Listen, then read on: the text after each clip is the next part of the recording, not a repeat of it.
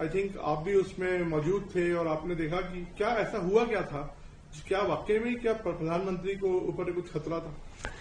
देखिए, पहली बात तो विपक्ष का ना अब ये पैटर्न समझने की जरूरत है कि विपक्ष ये संजोग नहीं हो सकता कि हर सेशन में आपको कोई एक ऐसा मुद्दा मिल जाए और उसकी वजह से आप सत्र को चलने ही ना दें। Repeatedly one after the other back to back sessions में देखा जा रहा है कि कोई एक ऐसा विषय विपक्ष उठाता है और खासतौर पे कांग्रेस उठाती है और उसकी वजह से पूरा सत्र ही ये लोग नहीं चलने देते। पिछली बार एसआईआर का मुद्दा था, उसकी वजह से इन्होंने पूरा सेशन वॉश आउट किया। इस बार बजट सत्र है और बजट सत्र में आपके पास अनंत संभावनाएं होती हैं अपनी बातों को रखने के लिए। राष्ट्रपति जी के अभिभाषण पे आए धन्यवाद प्रस्ताव में आप जो बोलना चाहें आप अपने विषय को आप वहां पे उठा सकते हैं। बजट महत्वपूर्ण विषय है, इसको लेकर आप अपनी बातों को मजबूती से रख सकते हैं। पर जिस तरीके से विपक्ष ने हर सेशन को वॉश आउट करने का कार्य अब कर रही है, ये दर्शाता है कि इनके पास या तो कोई मुद्दा ही नहीं है, सरकार से पूछने के लिए इनके पास कोई सवाल नहीं है, क्योंकि ना ये लोग क्वेश्चन आवर चलने देते हैं, ना ये चर्चा होने देते हैं, ना डिबेट होने देते हैं। इस बार भी जिस तरीके से खासतौर पर नेता प्रतिपक्ष ने सिर्फ एक विषय को लेकर उन्होंने ऐसी जिद पकड़ी, और इसको जिद ही बोला जाएगा कि जिस तरीके से मैं बोलूंगा तो सिर्फ मैं उस पर बोलूंगा। ऐसे में आपने ना खुद बोले ना आपने किसी और को बोलने दिया। और मैं सिर्फ विपक्ष ही नहीं, मैं सत्ता पक्ष की भी बात कर रहा हूं। हम लोग को भी अपनी और बहुत सारी बातें रखनी थी। मेरी अपनी अलग पार्टी है, दो I am in alliance with NDA, but मेरी अपनी अलग पार्टी है लोक जनशक्ति पार्टी। रामविलास हमारे सांसदों ने तैयारी कर रखी थी राष्ट्रपति जी के अभिभाषण पे आए धन्यवाद प्रस्ताव पे अपनी बातों को रखने को लेकर, तो इन्होंने चलने ही नहीं दिया। अभी जरूर पिछले एक दिन से थोड़ा बहुत बजट पे चर्चा होने लगी है, बट राहुल जी की उस जिद ने अपने साथियों तक को, बंगाल में चुनाव है, टीएमसी के पास एक खूबसूरत मंच था लोकसभा का जहां से वो अपनी बातों को अपने राज्य तक पहुंचा सकते थे, उनको नहीं बोलने दिया। सपा के सांसद, डीएमके के सांसद, तो मुझे लगता है कि एक ऐसे नेता प्रतिपक्ष हैं जो ना खुद बोलेंगे, ना किसी को बोलने देंगे, ना खुद मौके का फायदा उठाएंगे, ना किसी को उठाने देंगे। आपने देखा क्या वाकई कुछ लोग प्रधानमंत्री पर? तो उस दिन मैं सदन में वहां पे मैं मौजूद था और आगे ही खड़ा हुआ था जब मैंने देखा कि कुछ विपक्ष की महिला सांसद एक एग्रेशन के साथ, देखिए मैं ईमानदारी से बोलूंगा, मैं ये नहीं कहता कि कोई हिंसा हो जाती या कुछ, मुझे नहीं पता कोई हिडन एजेंडा होगा कि नहीं होगा, बट अगर हिडन कोई एजेंडा नहीं था तो ऐसे में मैं ये मानता हूं कि संभवतः शायद हिंसा नहीं होती, बट अगर कोई ऐसी असहज परिस्थिति उत्पन्न हो जाती, महिलाएं हैं जिस एग्रेशन के साथ चार्ज अप होके पीएम साहब की कुर्सी की तरफ, वो बैनर उन्होंने लंबा सा एक हाथ में पकड़ा हुआ था, वहां पे जा रही थी, उनके चेयर के पास घेरा। अब ऐसे में मानिए अगर प्रधानमंत्री जी आते हैं, और ये स्वाभाविक है, उस वक्त हीट ऑफ द मोमेंट में संभवतः कुछ भी हो सकता था। आप अपने नेता के बारे में नहीं सुनेंगे तो हम अपने नेता के बारे में नहीं सुनेंगे। ऐसे में ऐसी परिस्थिति उत्पन्न ही क्यों होने देना? मेरा बेसिक लॉजिक बस इतना है कि आपको उस लेवल तक चीजों को एग्रीवेट क्यों करना है जहां पे शायद कुछ ऐसा घट जाए जिसके लिए हम लोग उम्र भर रिग्रेट करें, उम्र भर लोकसभा के ऊपर कोई दाग लग जाए। और जब स्पीकर साहब ने इस बात का जिक्र किया, मैं मानता हूं स्पीकर कस्टोडियन है लोकसभा के, उनके पास संभवतः कई सूत्रों से ये जानकारी आई होगी कि कुछ ऐसी असहज परिस्थिति उत्पन्न हो सकती है। मैं तो बल्कि उनको धन्यवाद करूंगा कि उन्होंने प्रधानमंत्री जी को इस बारे में पहले से ही जानकारी दी और प्रधानमंत्री जी ने भी sensitivity of the whole situation, उन्होंने उसकी गंभीरता को समझा और नहीं आए। अगर आते तो शायद कुछ ऐसा हो जाता जो हम लोग रिग्रेट करते हैं। अब बताइए, ये गलत है, ये गलत है। इतना भी आप अधीर नहीं होना चाहिए आपको कि एकदम से, और बार बार ये कहना कि बोलने नहीं दिया जा रहा, बोलने नहीं दिया जा रहा। रिपीटेडली कितने मौके एलओपी को मिले एंड फाइनली अब उन्होंने सदन में अपनी बातों को रखा ही। आपको मौके मिले, बट हर मौके पे आपकी वो जिद कि मैं बोलूंगा तो मैं सिर्फ इसी विषय पे बोलूंगा, इसी विषय पे बोलूंगा, उस चक्कर में आपने उस जो मौका आपको मिला था उसका आपने उपयोग ही नहीं आप कर पाए। चिराग जी वो कहते हैं कि तो नेशनल सिक्योरिटी का मामला है, इसमें बोलने में दिक्कत क्या है? और वो बुक पब्लिश नहीं हुई या हुई, इसलिए भी इतना बड़ा विवाद बनाने की बात किया कि दिल्ली पुलिस इस पे लग गई। नहीं देखिए, आपका क्या टेक है? मतलब नहीं देखिए, आई थिंक रूलिंग बहुत क्लियर है। रूल्स बहुत स्पेसिफिकली, कैटेगोरिकली इस बात को एड्रेस करते हैं कि अगर आप सदन में कोई भी बात आप बोल रहे हैं तो वो ऑथेंटिक होनी चाहिए। जिस दिन पहले दिन जब ये किसी आर्टिकल का रेफरेंस लेकर उस किताब की ये चर्चा कर रहे थे तो उस दिन ये स्पष्ट नहीं था कि ये ऑथेंटिक है कि नहीं, और इसीलिए उस वक्त इनको टोका गया, चेयर के द्वारा भी टोका गया और काउंटर रक्षा मंत्री जी के द्वारा भी किया गया, गृह मंत्री जी के द्वारा भी किया गया कि ये ऑथेंटिक नहीं है, उसकी ऑथेंटिसिटी के ऊपर डाउट था। और ये नियम स्पष्ट कहते हैं कि जो ऑथेंटिक नहीं है उसके बारे में आप चर्चा नहीं कर सकते। हैविंग सेड दैट, जब इसको लेकर चर्चा शुरू हुई तो चेयर ने एक फ्रेश रूलिंग इसको लेकर क्लियर कट दी कि आप इस विषय पे नहीं बात कर सकते। आपको वो विषय उठाना था, आपने उसको फ्लैग ऑफ कर दिया। नाउ मूव ऑन ना, आप बाकी चीजों को। पर 3-4 दिन बैक टू बैक जब आपको मौका मिल रहा है, आप यही विषय, मुझे लगता है चेयर सबसे ऊपर है इस सदन में। तो जब चेयर ने जब एक रूलिंग आपको दे दी इस विषय को लेकर, उसके बाद भी आप सिर्फ उसी विषय पे बात करेंगे तो ये तो फिर जिद है ना, हट है। एक और बड़ी घटनाएं, मतलब ऐतिहासिक चीजें जो हुई भी हैं, जैसे यूएस ट्रेड डील हुई, उससे पहले यूरोपियन यूनियन के साथ ट्रेड डील हुई। आप यूएस ट्रेड डील स्पेसिफिकली को किस तरह से देखते हैं? आरोप है क्रिटिक्स का कि इसमें कुछ ऐसा ट्रेड ऑफ हुआ है जो इक्वल्स नहीं है, जो किसानों को भी नुकसान पहुंचा सकता है, पोल्ट्री को भी नुकसान हो सकता है। और हमारी कंट्री लार्जली एक एग्रेरियन कंट्री है जिसमें 50 से ज्यादा % लोग किसानी करते हैं। राइट। तो उस पर क्या आपको लगता है, आपका टेक क्या है, आपकी पार्टी का क्या है? मैं सबसे पहले तो प्रधानमंत्री जी को धन्यवाद दूंगा कि जिस तरीके से one after the other with various countries हम लोगों ने FTA हम लोगों ने साइन करने का काम किया, जो मैं मानता हूं कि भारतीय उत्पादों के लिए वैश्विक ग्लोबली मार्केट्स को ओपन अप करेंगे। हमारे भारतीय पदार्थ देश के, दुनिया के अलग अलग कोने में अपनी पहचान बना पाएंगे इसके माध्यम से। And as everybody calls it mother of all deal, EU के साथ जो हुआ, एक साथ 27 देशों के साथ जो हम लोगों ने FTA साइन किया, ये अपने में एक बहुत बड़ी उपलब्धि है जो कि लंबे समय से पेंडिंग चल रही थी, इसके ऊपर कोई नतीजा नहीं निकल पा रहा था। तो ये श्रेय जरूर प्रधानमंत्री जी को जाता है। उसके बाद EU के बाद फिर एक और डील का जिक्र हुआ, US के साथ जो ट्रेड एग्रीमेंट हुआ, उसको लेकर भी काफी धारणाएं और भ्रम फैलाने का कार्य किया गया। मेरी समझ के परे है कि विपक्ष को इतनी जल्दी, इतनी तत्परता इस विषय को लेकर क्यों हो जाती है कि जैसे ही किसी चीज की चर्चा हुई आप तुरंत उसके अराउंड एक नैरेटिव सेट करने लग जाते हैं। अभी तक अधिकृत तौर पर सरकार की तरफ से कोई बयान नहीं आए, कोई उस पर चर्चा नहीं हुई, कुछ हम लोगों ने कहा नहीं, तब तक इन्होंने एक पूरा एक नैरेटिव सेट कर दिया कि ये एंटी एग्रीकल्चर है, हमारे किसानों को इससे नुकसान होगा, डेयरी इंडस्ट्री को इससे नुकसान होगा। जबकि बार बार हमारे प्रधानमंत्री जी के स्तर पर भी और हमारे कॉमर्स मिनिस्टर के स्तर पे भी इस बात को स्पष्ट तौर से कहा गया कि इसमें कोई कॉम्प्रोमाइज, कोई समझौता ना हम किसानों से करेंगे ना हम डेयरी से, बिकॉज ये दो सेक्टर में सबसे ज्यादा इस नैरेटिव को स्टैब्लिश करने का प्रयास किया गया। आपको दूसरे क्या कह रहे हैं उस पर भरोसा हो जाता है, आपके देश के, आपके प्रधानमंत्री क्या कहते हैं, आपके अपने मंत्री क्या कहते हैं, उस पर आपको भरोसा नहीं होता।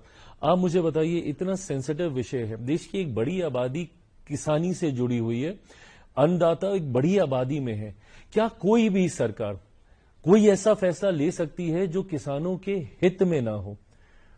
3-3.5 साल के बाद पुनः हम लोगों को चुनाव में जाना है, क्या कोई सरकार सूझबूझ से अपनी समझ से ऐसा फैसला लेगी कि वो किसानों के हित में ना हो? जब किसानों ने वो 3 कानून भी आए थे, जब उन्होंने उसका विरोध किया, हम लोग भले उसको लेकर जो भी सोच रखते हो, बट उनके सम्मान, उनकी सोच का सम्मान करते हुए उसको भी हम लोगों ने विड्रॉ करने का काम किया।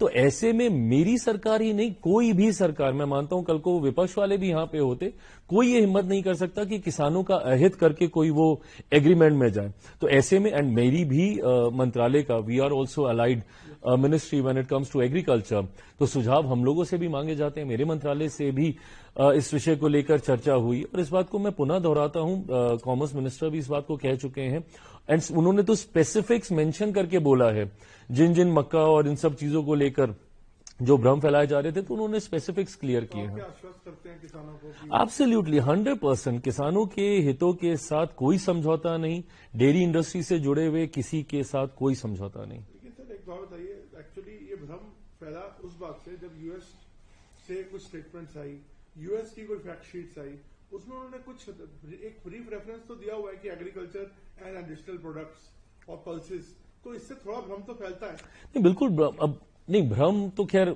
फैलाया जाता है, भ्रम फैलता नहीं है। ऐसा नहीं है कि गलत वर्ड का यूज हुआ, हाँ, मतलब इससे थोड़ा संशय पैदा हो सकता है। नहीं देखिए, संशय इसलिए क्योंकि उसको गलत तरीके से विपक्ष इंटरप्रेट करके लोगों तक पहुंचाने का काम करता है। वही फॉल्स नैरेटिव की बात है कि जनता को गुमराह करने का विपक्ष कार्य करता है। ऐसा नहीं है कि इससे पहले हम लोग इंपोर्ट नहीं करते रहे हैं। हर वो चीज जो शायद हमारे देश में उसका उत्पादन नहीं है या कम है, और वो हर सेक्टर में इंपोर्ट हो रही हैं। बट ऐसे भ्रम फैला देना कि भाई हमारे जो मेजर सेक्टर्स हैं जिसमें हम एक्सपोर्ट बढ़ चढ़कर करते हैं, we are leading producers in various sectors इसमें, तो ऐसे में जहां पे हम लीड कर रहे हैं उसके लिए हम क्यों उसको खोलेंगे? तो ये भ्रम फैला देना, ऑफकोर्स हम लोग इंपोर्ट करते हैं, काफी चीजें हम पहले भी कर रहे थे, हम आज भी कर रहे हैं, बट अगर उसको आप इस दिशा में, सारे सवालों के आपको जवाब दिए जाएंगे। बट जब इंटरनेशनल मैटर्स होते हैं, ऐसे में मुझे लगता है कि ये राजनीति नहीं करनी चाहिए, क्योंकि दुनिया की नजर होती है हमारे देश के ऊपर।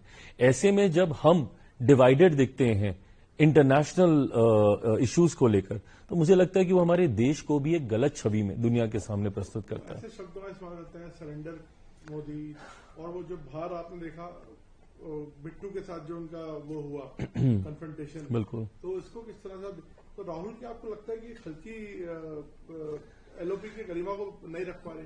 देखिए, मैं इतना मैं जरूर मानूंगा कि वो जिस पद पर है उस पद की अपनी एक गरिमा है, एक अपना महत्व है, और कहीं ना कहीं राहुल जी उस पद को बहुत हल्का कर देते हैं जब वो ऐसी बातों को करते हैं। किसी को ट्रेटर बोल देना, गद्दार बोल देना, जरूरत नहीं है ना। आप जिस पद पर हैं, आपको क्या लेना देना इन सारे विषयों को लेकर?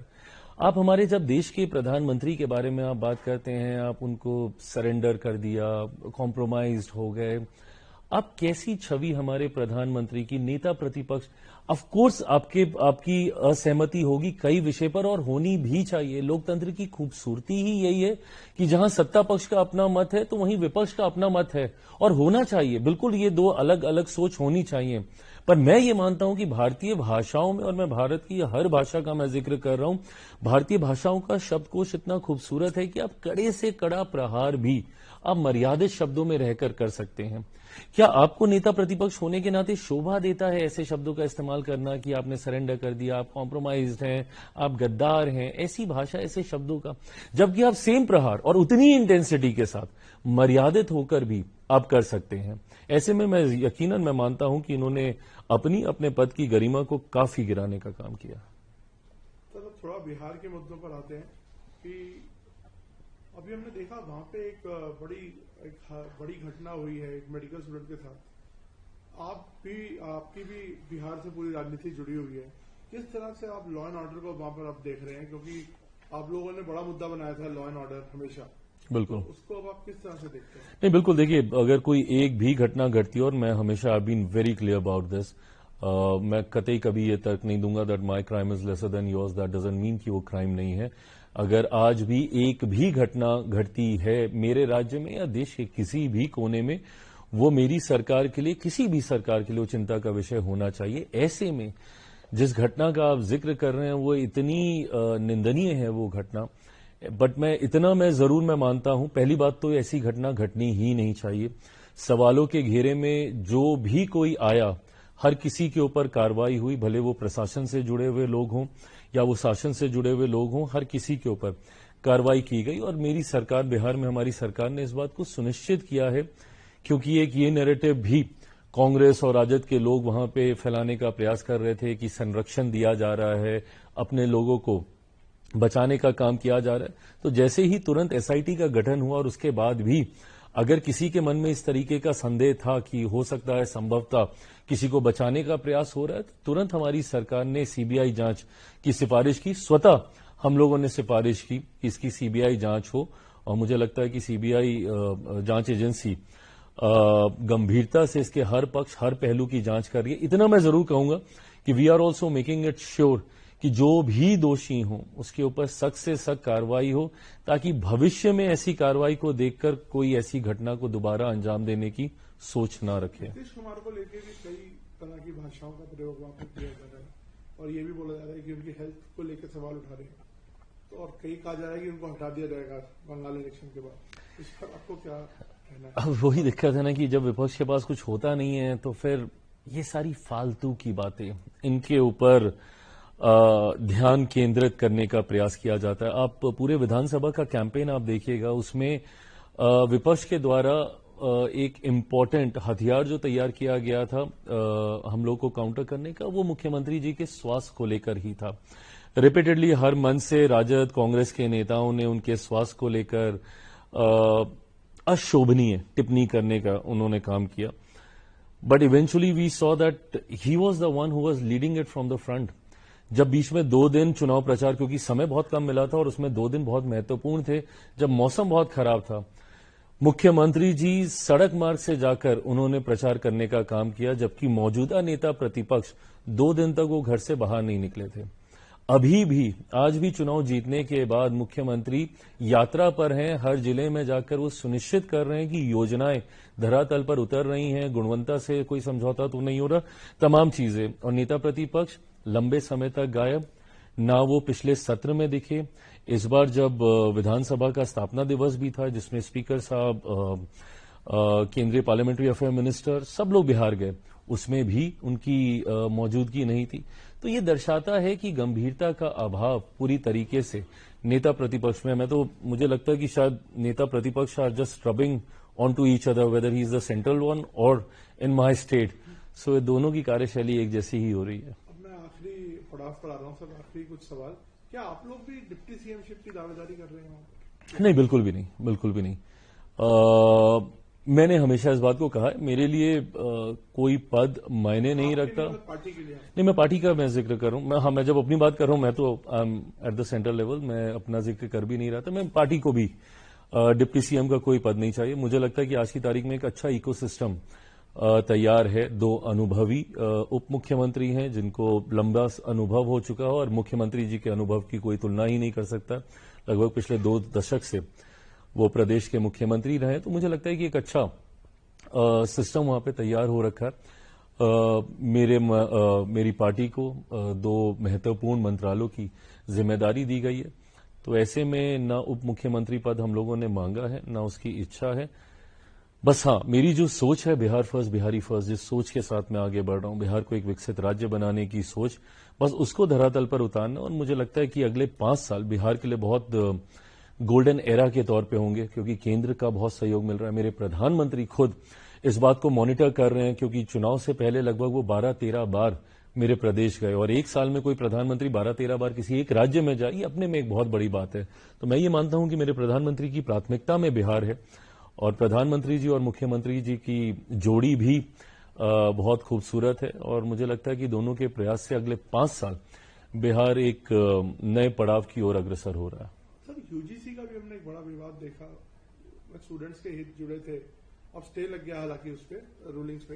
तो कैसे, आपका क्या पक्ष था इस बात पे? देखिए, इस पे पक्ष विपक्ष की बात नहीं है। ये एक विषय आया जिसको लेकर यकीनन एक वर्ग की चिंताएं थी।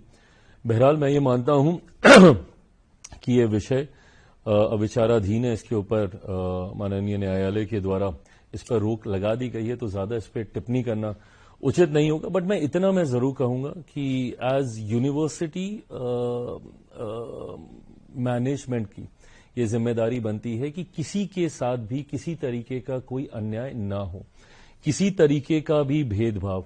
मैं 21वीं सदी का पढ़ा लिखा युवा हूं और मैं इस बात को मानता हूं कि किसी भी तरीके का discrimination, whether it's on the basis of caste, it's on the basis of religion, it's on the basis of region, it's on the basis of language, किसी भी तरीके का डिस्क्रिमिनेशन हमारी ग्रोथ को हैम्पर करता है। और हमको सुनिश्चित करना है, ये बच्चे ही हमारा भविष्य हैं। ऐसे में अगर इनके साथ किसी भी तरीके का भेदभाव होगा तो हम अपने भविष्य के साथ खिलवाड़ कर रहे हैं, और ये कतई नहीं होने देना चाहिए। लास्ट क्वेश्चन, हमेशा आप इस क्वेश्चन से बचने की कोशिश करते हैं और मना कर देते हैं। बड़ी तस्वीरें वायरल होती हैं आपकी पार्लियामेंट से।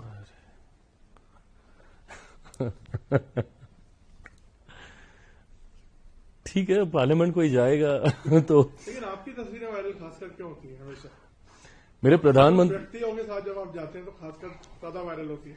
मेरे लिए ये गर्व की बात है कि मेरे प्रधानमंत्री ने इस बार जब एनडीए पार्लियामेंट्री पार्टी की जब बैठक हो रही थी जिसमें एनडीए के तमाम सांसद लोकसभा राज्यसभा के मौजूद थे, तो उन्होंने अपने संबोधन में मेरा नाम लेकर उन्होंने कहा कि चिराग जिस सिंसियरिटी के साथ पार्लियामेंट में रहते हैं और इनकी उपस्थिति जितनी ज्यादा रहती है, बल्कि जब वो हाजीपुर कैंपेन के लिए भी आए थे तो उस वक्त भी उन्होंने बहुत देर तक इस बात का जिक्र किया कि मैं चिराग को देखता था, पूरा समय वो लोकसभा में बैठते थे। And which is true also, 14 से 19 तक मेरी 100% अटेंडेंस रही थी।